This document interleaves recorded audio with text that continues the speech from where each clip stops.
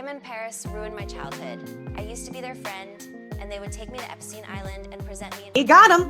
And he got him in multiple different areas. Look at this. So this has to do with somebody that was filing complaint against Maxwell that had all types of Kardashian ties. Basically, all I want to do is crawl in a hole and stay there for the rest of my life. We thought things couldn't get worse for the Epstein files, but now a fresh set has surfaced that implicates the Kardashians in Britney Spears' conservatorship. It seems like they made a staggering $200 million. They continued to milk her even after she escaped. They just couldn't let her go. The iconic Hollywood mogul Lou Taylor apparently assisted them in pulling it off, which came as no surprise to everyone. Many were quick to see the suspicious ties between the Kardashians and the conservatorship issue many years ago, particularly while the Free Britney campaign was in full swing. Unprecedented revelations, however, have just surfaced in the Epstein archives, shocking everyone. As most of you are probably aware, Britney was under a conservatorship from 2008 to 2021, during which time she had no say over her finances or her life in general. People started to investigate the specifics of the conservatorship's formation in 2021 when the Free Britney campaign gained significant traction. Their investigations repeatedly led them to Lou Taylor, the head of TriStar, a Hollywood management firm, and the Kardashians. The father of Britney, Jamie Spears, reportedly earned more than $40,000 from Lou, according to the reports. And in order to pay it back, the two of them reportedly set out a plot to have Britney put under a conservatorship. That plan would have provided Jamie more than enough to settle that debt, plus millions on top that he and Lou would share between them. Britney's own mother even revealed in her biography that Lou and Jamie were reportedly contemplating the conservatorship as early as while Britney was still sick. Britney Spears, I called you earlier. I'm calling you again because I just wanted to make sure during the process of ending the conservatorship that my father threatened me several times that he'll take my children away. I just want to be guaranteed that everything will be fine with the process. Amid a media frenzy, the 26-year-old pop star was brought by ambulance to a Los Angeles hospital. You start to think, well, okay, who gained from her dying? There were more unanswered questions after the autopsy came out than there were answered questions. I brought 4 sheets of paper in my hands and wrote in length what I had been through the last 4 months before I came there. The people who did that to me should not be able to walk away so easily. Now, you're undoubtedly asking where the Kardashians figure into all of this. According to several accounts, they have extensive economic links with Lou and TriStar. Court filings from 2020 to 2021 really show Lou as the agent for service of process for many Kardashian-Jenner corporations. Meaning if any of those firms was smacked with a lawsuit, the papers went right to her. We're discussing Kim's KKW Fragrance, Kylie's King Kylie LLC, Kris Kardashian Jenner Family Foundation, Kendall's 818 Tequila, and even Travis Scott's Cactus Jack. Now, according to Britney's supporters who've gone deep in this inquiry, Lou reportedly transferred Britney's money via TriStar into Kardashian projects to launder it. The accusation is that this money helped increase Kylie Cosmetics and that it's also the same money Kim used to acquire a house in cash.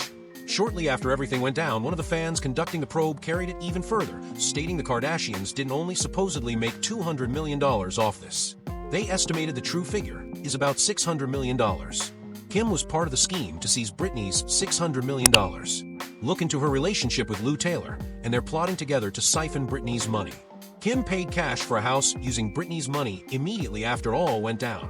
Now, word in Hollywood is that the Kardashians may have stolen $600 million from Britney Spears. But it gets much worse.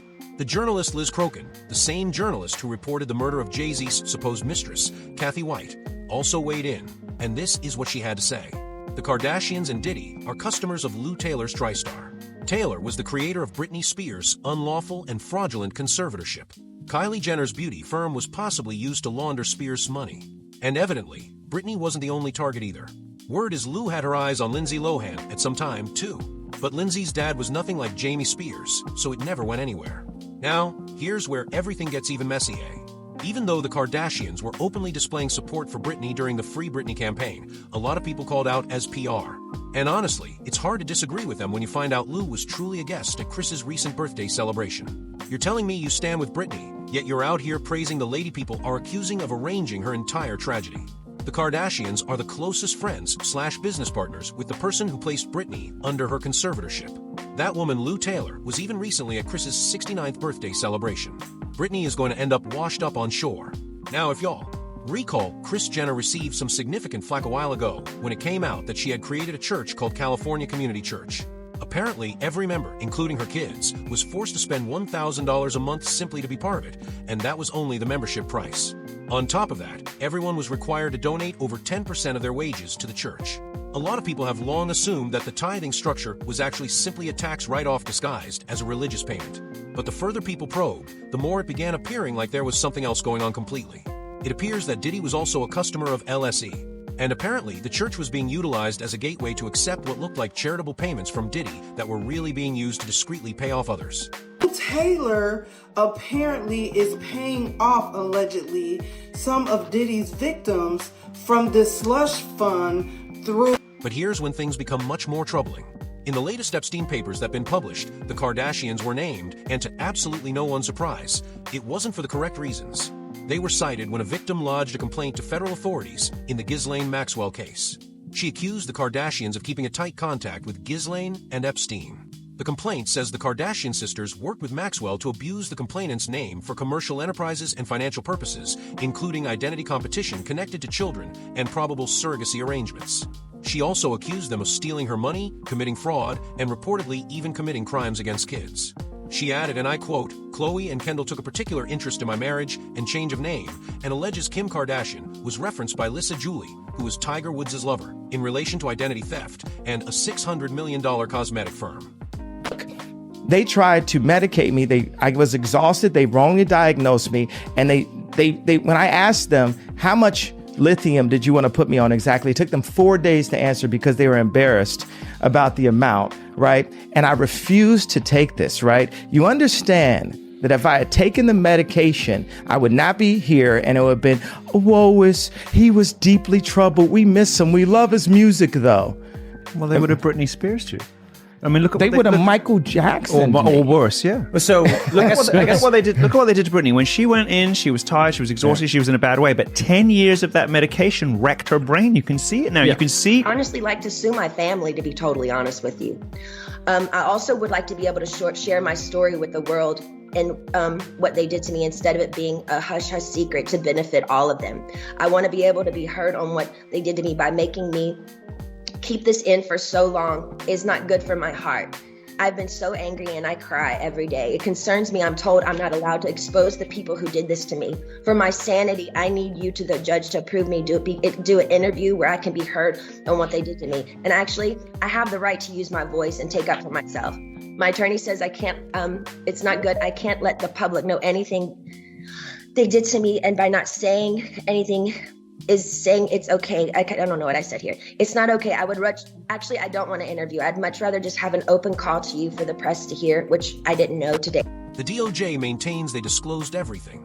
A representative examined the math.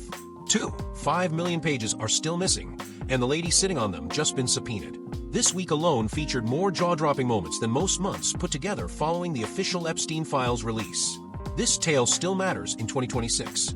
Now, the records from his case are still being kept back.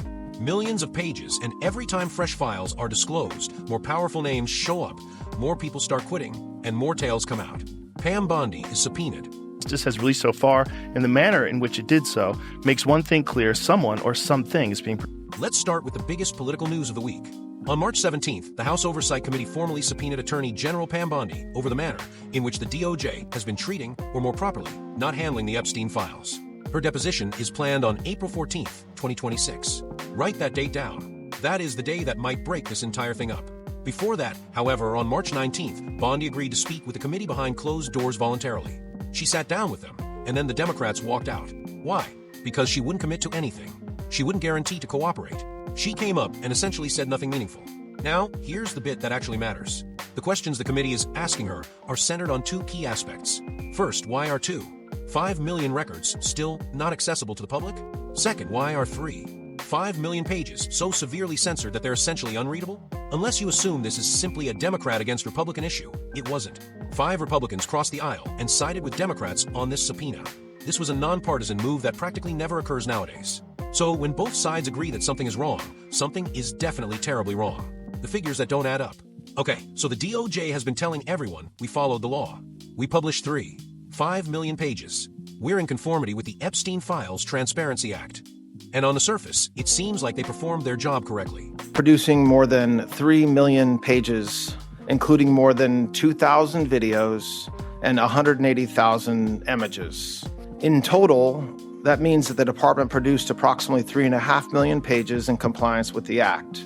Just a quick note about the videos and images. The 2,000 videos and 180,000 images are not all videos and images taken by Mr. Epstein or someone around him. President Trump has said for years what I think everybody will find to be exactly true, which is detailing his relationship and lack thereof with Mr. Epstein and what he thought about Mr. Epstein. And notwithstanding what the department has been saying for a very long time, we're still where we are. Except here's when it comes apart. Congressman Ro Khanna went on record and stated the DOJ itself identified over 6 million possibly responsive sites. 6 million. They only released half of them. So where are the other 2? 5 million pages. Nobody's saying. And that stillness is loud. What's noteworthy is that public pressure has really worked in this situation twice. Both times there was substantial outrage concerning missing files. The DOJ discreetly issued another batch. That tells you something. It shows you people are paying attention, and it's making a difference. Keep watching. Keep talking about it. Lawmakers are also working on new legislation right now to demand the complete release of all that's remaining. And Pam Bondi's April 14th deposition is the next key event, since that's when she'll have to really answer questions about what's being suppressed and why. Resignations, testimonies, and individuals fleeing. Now let's speak about the folks whose names popped up in the files and what happened to them this week, because this list is insane. Lawrence Summers, the former president of Harvard, resigned from every single one of his Harvard jobs when his links to Epstein turned up in the records. Catherine Rumler, top legal officer at Goldman Sachs, resigned after the papers showed she used to call Epstein Uncle Jeffrey. She was cited 10,000 times in the texts. 10,000. Peter Asha, the famous health podcast guru, resigned from CBS News after just 1 month on the job. He popped up 1,700 times in the January file release. 1 month in, and he's already gone. Howard Lutnick, the current U.S. Commerce Secretary, consented on March 3rd to testify about his travels to Epstein's Island. And get this, he supposedly brought his wife and kids. And then there's the one that freezes you in your tracks. Bill Clinton became the first former U.S. president in American history to be required to testify before Congress, particularly regarding his contact with Jeffrey Epstein. And this is probably not even close to the whole list. The 60 Minutes Australia crew, which has been monitoring this issue since 2019, put simply, the individuals linked to Epstein are affluent. They're powerful, and so far, most of them have escaped without being asked many hard questions. That looks to be changing. This week's Celebrity Stories. Before we close up, let's review the other significant celebrity stories that broke this week, since a lot occurred outside of the Epstein files, too. Joseph Duggar was detained on March 31st. The reality TV personality was detained and charged with alleged charges. A Florida court placed him bail at $600,000. A member of the Duggar family is facing legal troubles. Over 3 years after Josh Duggar was sentenced to 12 years in prison for receiving and possessing child material, his brother Joseph Duggar has been accused of a child. She implored him not to trust anybody but his attorney. His cousin Amy Duggar King claimed she wasn't surprised. Her words, not mine. Eugene Marman, a horrific vehicle collision.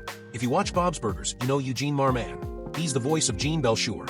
On March 31st, he was removed from a flaming automobile in New Hampshire after his vehicle took fire and smashed into the Bedford Toll Plaza.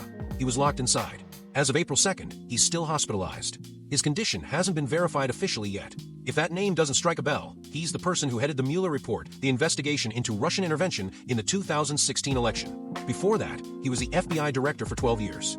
He also prosecuted crime leader John Gotti and Manuel Noriega, a career that shaped American law enforcement for decades. Right now, in April 2026, there are 5 million pages being kept back.